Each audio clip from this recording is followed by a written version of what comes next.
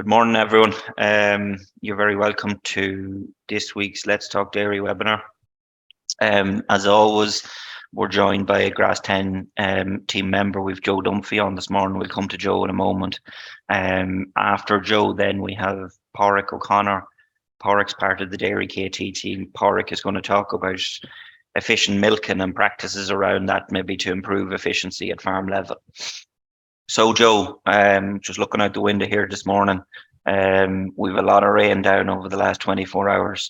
Talk to me, tell me what's happening out there nationally. I came into the office in the boat this morning anyways, James. But anyways, look, good morning to all your listeners. And yeah, look, it's been a tough week on man and beast this week from a grazing point of view. Look at frequent and heavy showers.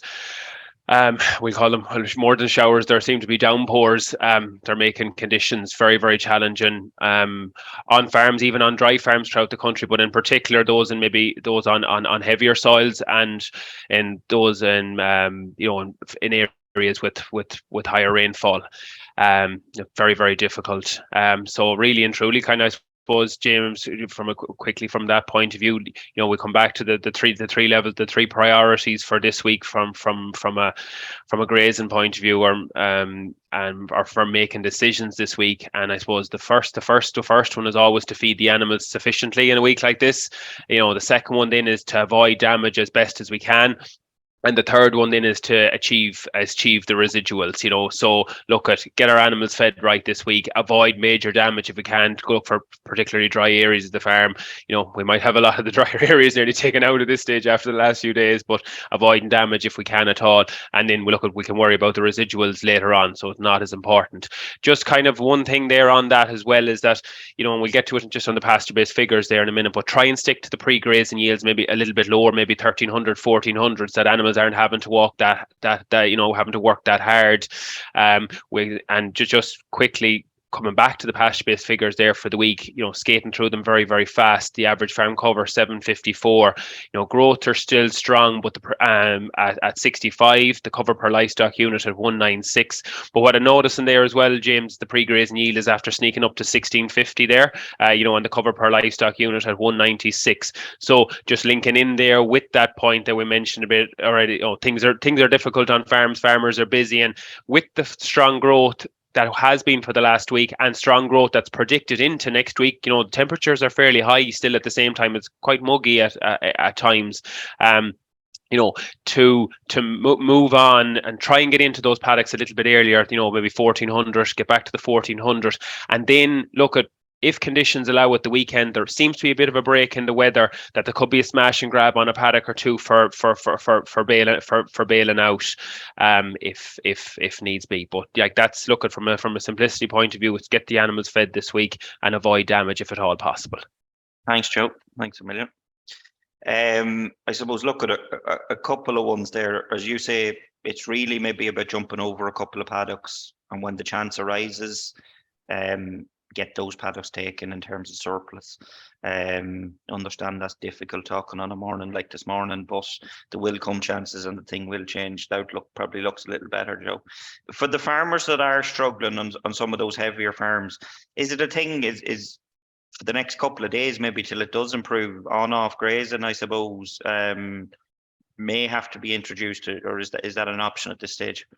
It is an option, James. There's no doubt about it. If you're on a farm, a farm with particularly on heavy soils or something like that, and you're doing damage at night and stuff like that, then it's not worth it. And to that, if you can get a big a big bite in early on in the evening, and maybe and have animals maybe on a bat latch or something like that to come in later on, that night, or bring them in at 9 or 10 o'clock. I think most farmers would be happier doing that. If they're doing, over the last 2 or 3 nights, they're doing a lot more damage. They'll be more at ease themselves if the animals are coming in, and even if they were, as in, if it's on a bat latch to wander in there maybe at 12 or 1 o'clock at night or something like that. Definitely worth it. Yep, very good. Thanks a million, Joe. Hopefully next week we'll have one of your colleagues on. You seem to be getting I'm getting the raw deal. I get the bad weeks. You're getting the tough weeks at the minute. So hopefully next week we'll have a better story to tell. Appreciate it, Joe. Thanks a million for the update. James. No problem.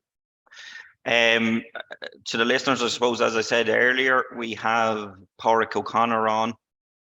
Porrick is we're going to have a chat in terms of about efficient milking, and Porrick has extensive expertise, I'll say, Porrick, in this area, and has had a lot of conversations, workshops, so on and so forth with farmers down through the years.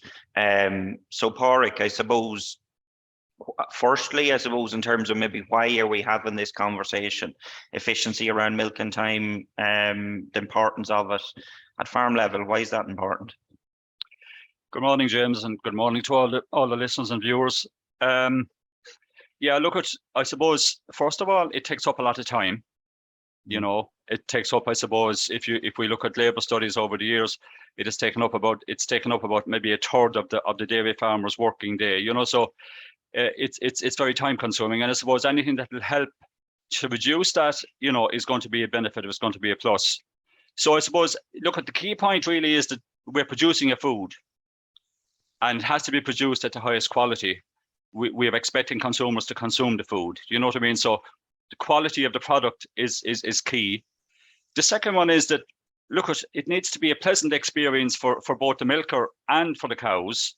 And if it is, it's going to be enjoyable.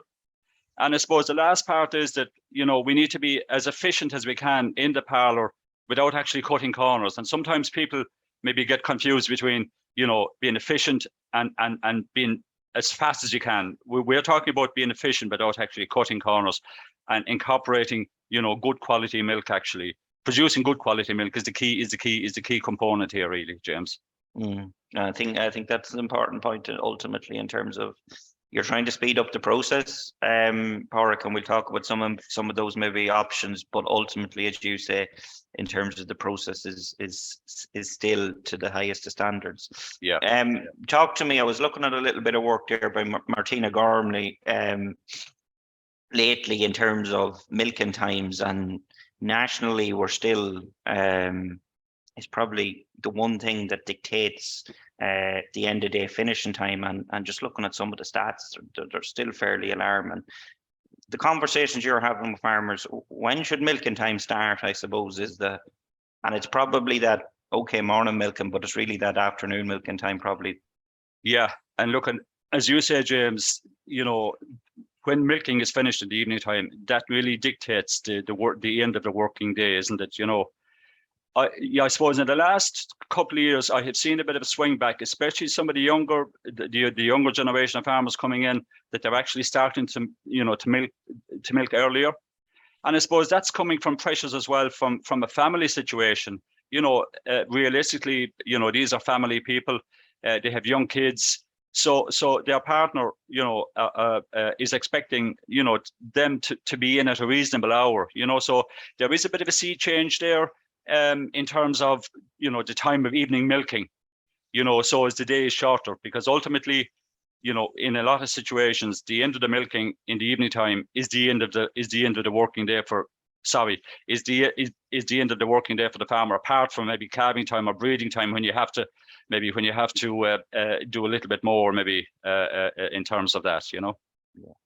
And come here, so that really is from a labour perspective, that's a mentality thing as such. From an animal performance point of view, all the analysis point that there's no issue. There's no issue, absolutely no issue. You know, the milking interval, you know, 12 as opposed to, you know, a shorter one. It's, you know, it's there's nothing in it really, James, to be quite honest with you. You know what I mean? So the excuse that some farmers have, maybe some of the older generation, maybe, you know, is that, you know, it's going to affect milk solid yield or milk volume yield. It's not the case from our research and down in Moore Park anyhow, you know, so that doesn't stand really, you know, so yeah. So that kind of 7 in the morning, 3:30 in the afternoon. In the afternoon is quite adequate. Absolutely. Very good. So take me through, I suppose. The cows are in the paddock as such. We're going to step through maybe the milking process. Talk to me about the cows maybe coming from the paddock to the collecting yard. What have you seen? What makes for efficiency around that area? Yeah. So I would say the milking process, James, starts from the time the cows are collected from the paddock or the shed, but mainly the paddock, you know, in through the roadways and into the parlour and out again. So I suppose, you know, all those building blocks, need to be looked at. So I would say at the farm roadway first, and we're not going to spend long on this, but it's just, so farmers might say to me, maybe in the month of October, for example, it's nearly taking longer for them to get the cows from the paddock into the milking parlour as opposed to the milking itself. So that would indicate to me that, the roadways are poor, So I suppose that's why we're just going to focus on it for a couple of minutes. The roadway, the width of the roadway, first of all, it needs to be, I would say, minimum 5 meters, for 100 cows. And, for every 100 cows after that, it's 1 meter greater in width. You know what I mean? So the width of the roadway is important. And it's also important that the full width of the roadway is actually utilized. Do you know what I mean? Sometimes you might see a little pat up the center of the roadway. Now that's an indication to me that, cows are trying to suss out the softest part of it, so there's probably an issue with the surface of the roadway. So the width of the roadway, the surface that's on the roadway, and the camber as well. Now I was on a farm there recently, and there was a lovely roadway put in, but the camber was too steep. And like if you envisage yourself walking along the side of a hill, you'll actually try to go to the top or to the bottom where it's level, because it's uncomfortable. And it's also uncomfortable for the cow as well, James. If she's walking on an uneven surface, actually she won't like it. Do you know what I mean? Yeah. So the camber is really important. So there are 3 aspects of it. And I suppose the last part in the roadway is that, and again, I saw this, a new roadway put up recently, and the fence was right up to the road. So the cows weren't actually able to utilize the full width of the roadway. So that fence at the side of the road needs to be 0.5 meter outside the end of the road itself, if you get me, you know what I mean? So as the animal can actually, the cow's belly can, they can utilize the full width of the roadway as well. And often I've seen on farms, Pádraig, you'd see maybe roadway structured quite good as you work your way through the farm, and then to come into these bottleneck points coming into yards. Just maybe talk to me about, entering that collecting yard, and the importance of space with regard to that. Yeah, absolutely. Yeah, and you're 100%, James. Like the roadway is perfect, but then where they enter from the roadway into the collecting yard, maybe there's a gate half the width of what the roadway is. So you're actually restricting. It's a pinch point that you're restricting the cows from getting in there. Do you know what I mean? So again, it's important that that the entrance into the collecting yard is the full width of what the roadway is, so there's no pinch point there. I suppose the other thing in relation to the roadways is that if you have bends, and you will have bends in the roadway, but just keep them to a minimum. It's just to make sure that they're it's not a right angle instead of a sort of a broad turn as well. So sometimes I say to farmers, if you have time, if you have a relief milker in, just look at the cows coming from the paddock into the parlour and see, is there any parts where the cows stop? See, is there any pinch points? Because if the cows stop, there's an issue with that part of the roadway, and it just needs to be addressed. And sometimes, it's not a big issue. Do you know what I mean? It could be as simple as a surface issue. It needs maybe resurfacing or something like that. Exactly. So that's, they're just a couple of key points around the roadway part of it, James. And we move on then, I suppose, in terms of the importance of the roadways, making sure that we've good width coming into the collecting yard, as little turns as possible. Talk to me then about cow flow, and what we might do is maybe walk the cows up through as such, and we'll come back to the milking process then. But talk to me about cow flow in terms of, how can you aid cow flow in the whole process? Because ultimately that's the one that maybe really will speed up that milking process then. Oh, absolutely. I think, and I would say to farmers, I think if you can improve cow flow, or if you can get cow flow correct, that will make the milking much, much easier. Do you know what I mean? We're expecting, a 500 or 600 kg animal to get from the paddock through the roadway into the paddock, through the parlour and back out again. So really, we want to make that as easy as possible. So there's no obstructions. There's nothing, that's going to inhibit that animal from actually going through that process. So like what we mean by cow flow is the cows flowing from the paddock through the roadway into the collecting yard and through the parlour itself. And again, maybe one of the key areas there is, collecting yards. Maybe the parlour was extended, but the collecting yard is still the same. Do you know what I mean? And there isn't enough room there. And if you have cows crushed are squeezed into a collecting yard, it's going to have an impact on maybe, they'll be more stressed. Maybe the cell count is going to be elevated as a result. Do you know what I mean? So I suppose trying to look at it from a cow's point of view, I suppose one of our colleagues, Patrick Going, would always say, what do cows need? Cows need plenty space and straight lines as much as possible. And if you think of that in relation to when you're setting up the whole system, you won't go too far wrong, actually, James. Do you know what I mean? It's probably something. What's the requirement in terms of collecting yard space? And our farmer viewers is probably something that isn't thought about a lot, but it'd be worth stepping out this evening and seeing what actual space, what is the adequate numbers for your collecting yard space. Yeah, it's a good point, James. It's 1.5 meters squared per cow, in the collecting yard. And look, if you have a bigger type of animal, that needs to be a little bit more. And I suppose with the crossbred, maybe a little bit less. But talking average, maybe 1.5 square meters per cow. The other point I didn't actually mention is in relation to maybe cow flow, James. Is that if animals are coming along the roadway, or if animals are actually in the collecting yard, and if their heads are up, it means they're being rushed, or it means that they're being squeezed too tightly. So that's maybe a good little tip for farmers. If maybe you have a relief milker, and I'm not blaming relief milkers now, but if you have, or if whoever is driving the cows and their heads are up, it means they're being pushed. You know what I mean? And you will actually have more lameness as a result as well, as the cow's being stressed. Do you know what I mean? So again, collecting yard size is really, really important. Do you know what I mean? And again, look, at Rome wasn't built in a day. I appreciate that, farmers might put in the units first and then maybe follow up with the collecting yard, maybe extending the collecting yard as well, James. Very good.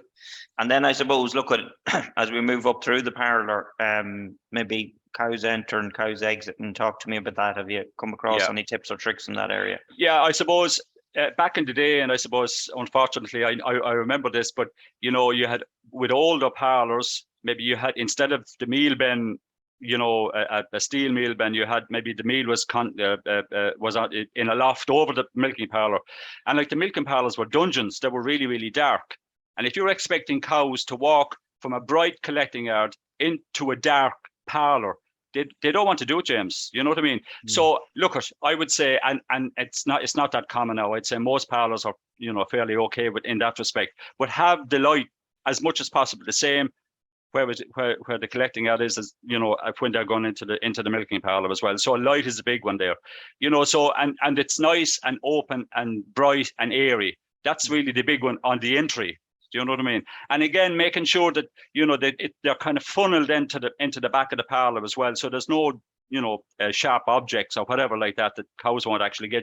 Sometimes, now I'm talking about very basic stuff, but sometimes they're missed. Do you know what I mean?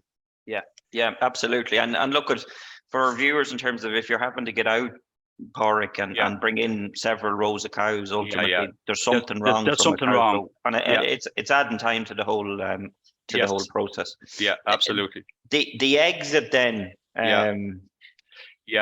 Again, it's having sufficient room for a full row of cows from the exit gate, maybe to the drafter if you have a drafter. Do you know what I mean? So you're not actually restricting the cows coming in to the parlour, the next row coming in. Do you know what I mean?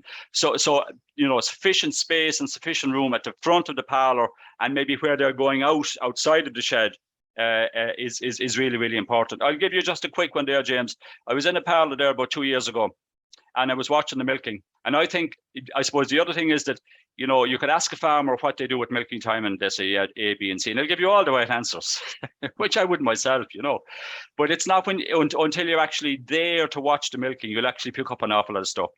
Anyway, I was in this milking parlour one day at the milking, and when the cows were going out, the meal bin was actually at the very front of the parlour, but there was a little bit of meal, the way sometimes it kind of leaks out from the bin. And every second or third cow was actually stopping to lick the meal. So that was having a big effect on the cows going, moving out of the parlour. And all that the farmer actually did after having a discussion was to put a little bit of that stock boarding up, and like sometimes it doesn't cost a fortune, to maybe to rectify just that the whole cow flow thing as well, James. So yeah. Very good. I see one with a wee chat before this, and ultimately another one there, open and exit gate early. Talk to me there.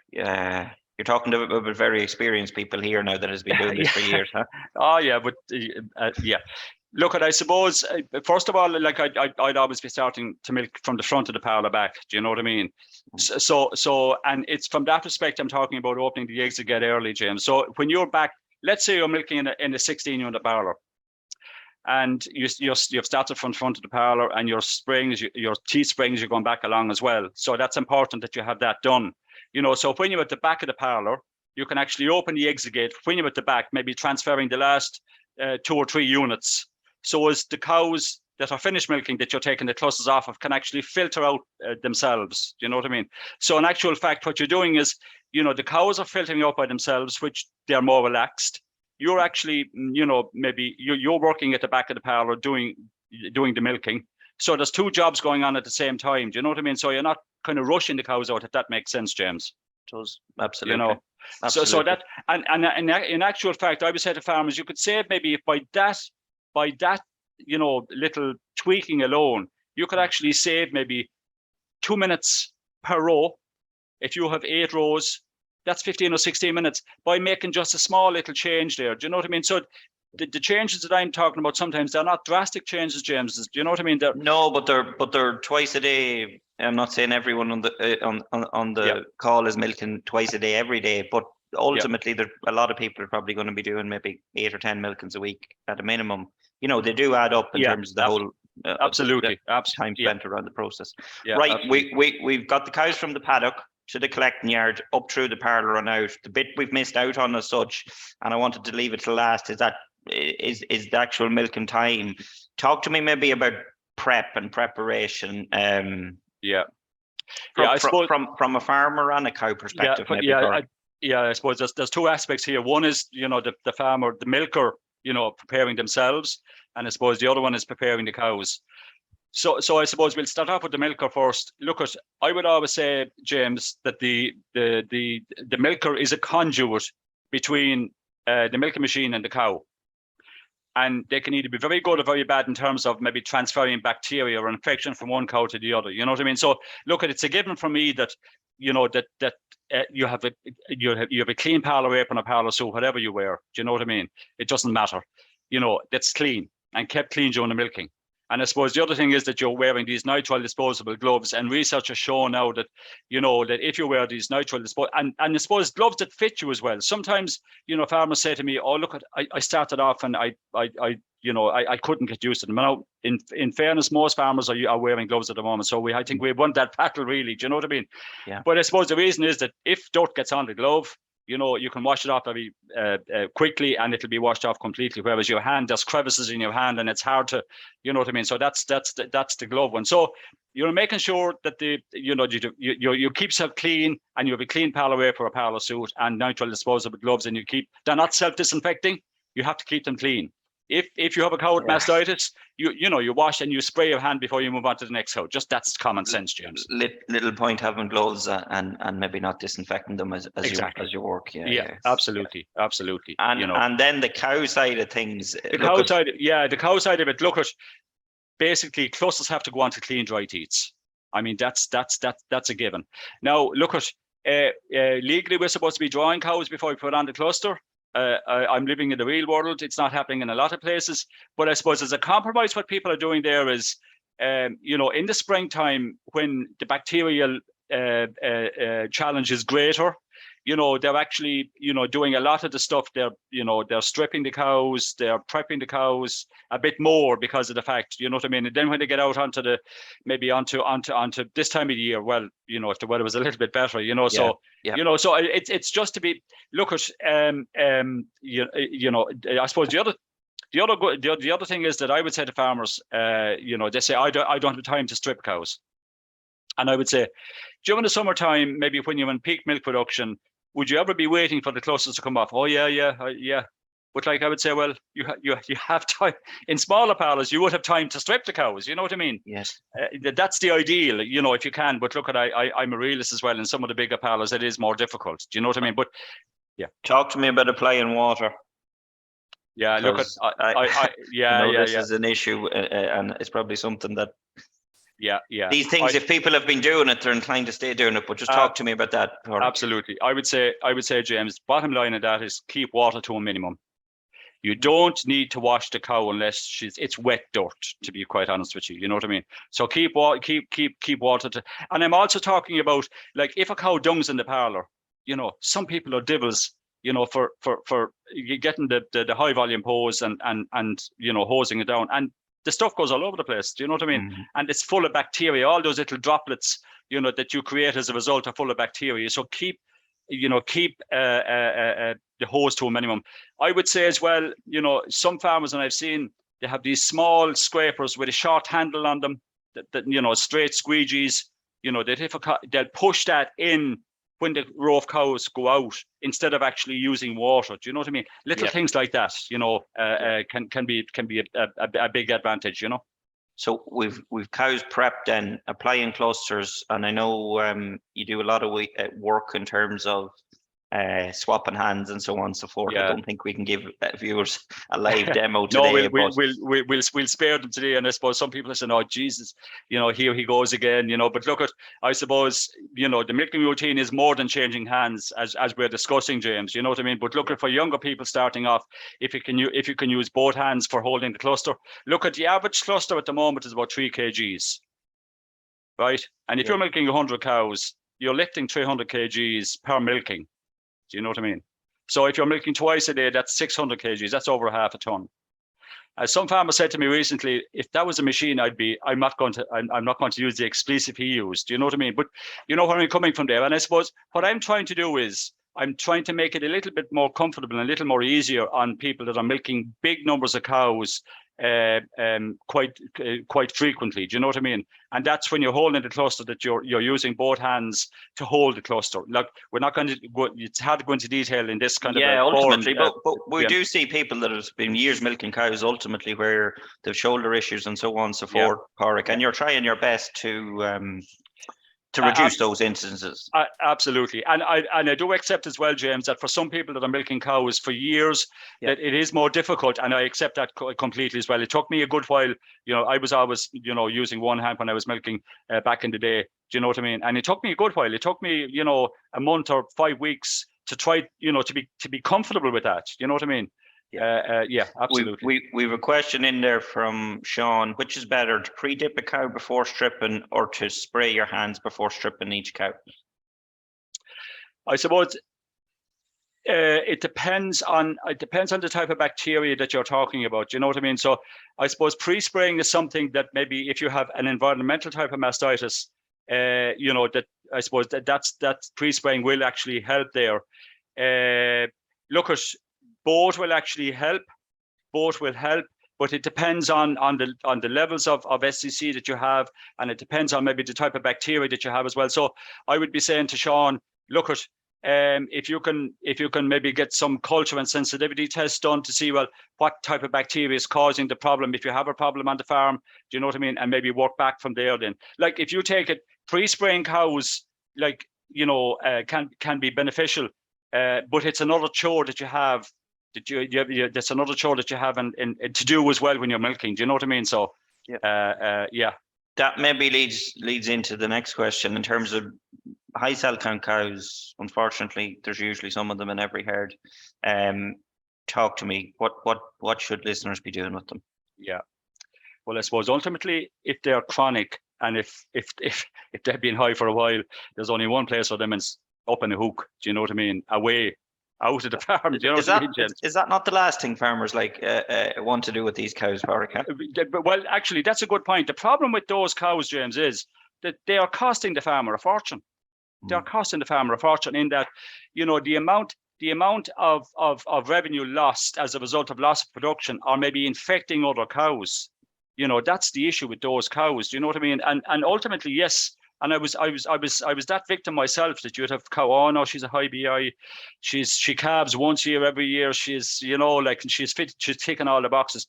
But I would say, look, if you have high cell count cows, you need to deal with them in terms of, you know, not letting those cows infect other cows. Okay. So ultimately, if you have a cow that was high last year, she went through a dry cow period and she went through her dry cow antibiotics, and she's high again this year. she certainly shouldn't be in the herd. Yeah. Okay, that's the first point. The second point, James, is that if you have 4 or 5 cows that are millionaires and they're coming through the herd, well, I suppose the first thing is if you can actually milk those cows last, that's the ideal. Yeah. I'm also conscious of the fact that it's not maybe practical for some farmers to do that. And if that's the case and they're coming through the herd, those clusters needs to be dipped with water and peracetic acid before you put it onto the next cow. The third point that I'll make on that, James, is that what some farmers are doing, some of the farmers that have good systems in terms of maybe a good drafting, the cows are coming in, they don't milk the cows when they come in, first. They'll actually put them through the drafter, put them around again, and let them come back again. Now you're talking about, okay, that those cows are coming in twice, but look at, it's a big saving in terms of breaking that cross infection from the infected cow to the uninfected cow, James. Mm-hmm. Absolutely. During that whole milking process. Another one too about those high cell count cows, Pádraig, is ultimately the chronic ones. Now is the time ultimately to be taking those out of the herd. Yeah. Often we hear farmers, oh yeah, well sure, she has to go, she's high cell count. Yeah. And next October type of thing, or November. When she has an awful lot of damage done, James, a pile of harm done. Yeah. Absolutely. In terms of post-teat disinfection, I think we're bound to be at a stage where that's commonplace and it's best practice. But just talk to me about that in terms of technique, in terms of volumes, that sort of stuff. Yeah, very good point, James. And if you look at one of the key areas that Animal Health Ireland have, for example, is proper post-teat infection. Post-teat disinfection. And I suppose 2 areas here. One is, putting on the proper amount. So we're talking about, putting on 15 mils per cow per milking and covering the whole battle of the teat, And it's a practice I do with farmers now. I'll get the farmer I use these dummy udders, and I would actually get the farmer to spray as they'd normally spray a cow. And you do what is called the towel test. And you'd put just a piece of, that paper towel for drying teats, put it around the teat after the farmer has actually sprayed the cow, and you'll take it off to see and you see a lot of blanks in it. So in other words, that the coverage isn't great. So I would say, first of all, ascertain, are you putting on the amount by looking, by doing a calculation of, okay, a drum of T-tip is lasting me whatever. I have so many cows, and you can you do that calculation fairly easily. I suppose the other thing is that spraying those cows when they're in situ, as opposed to spraying them when they're walking out of the parlour. Do you know what I mean? If cows are walking out of the parlour and you're spraying them, for me, that you're not doing the job properly. And I suppose just to remember why it's so important from a mastitis point of view and from a cell count point of view, to post teat disinfect properly.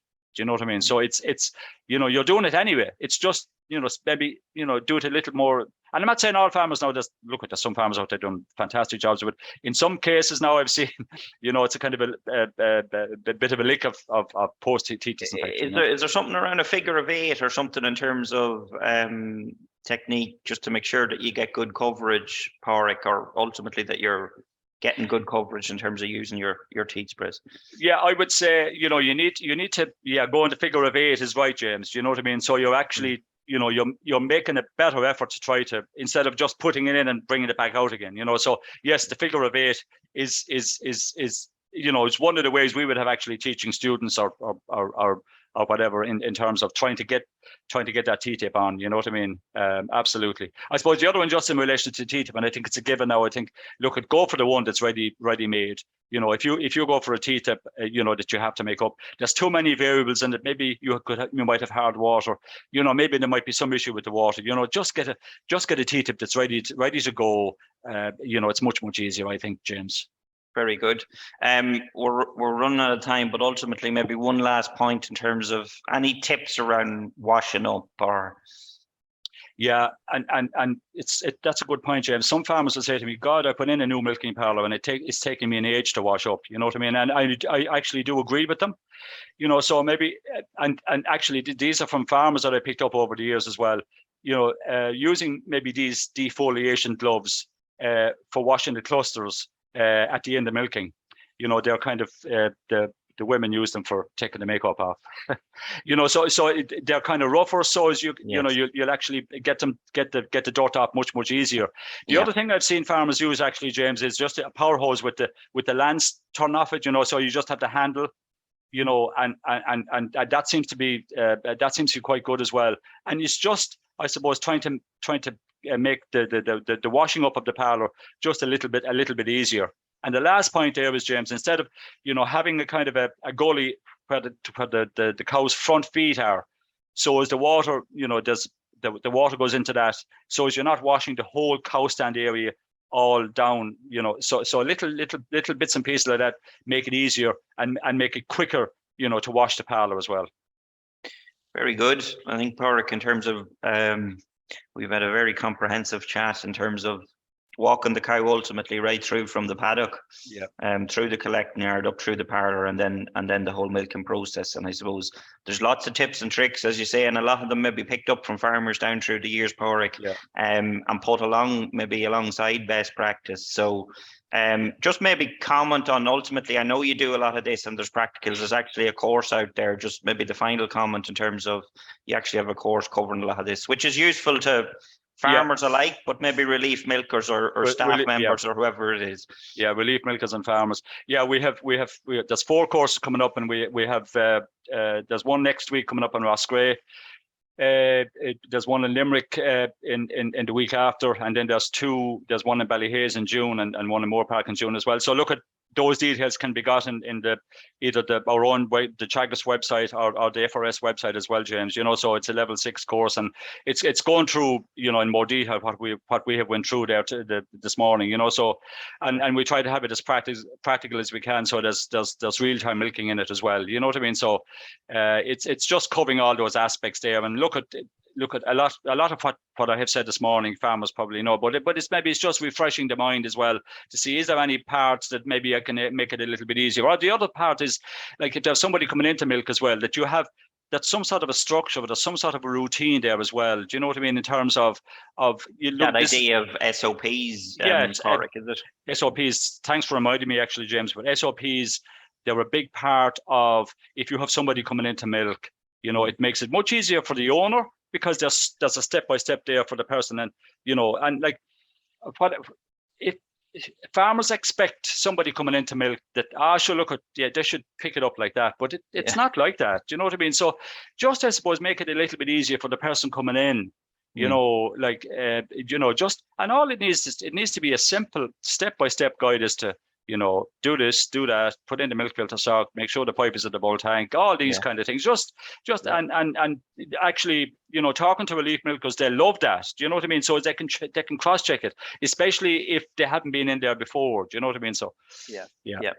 Thank you very much, Pádraig. No problem, as I say, very comprehensive, and I think there's lots in that in terms of it's something, as you say, maybe we take for granted, but it's worth our listeners maybe just take a step back, maybe walk through the process and see, is there little areas that can, as you say, Pádraig, it could be 5 or 10 minutes here or there, but ultimately that adds up over the course of a week, month and year. So look at, we have Chloe Miller on next week from the Tipperary Calf to Beef demo farm. So Chloe's going to give us an insight in terms of what's happening there. And what I would say is, as always, farm safely, folks. So see you then.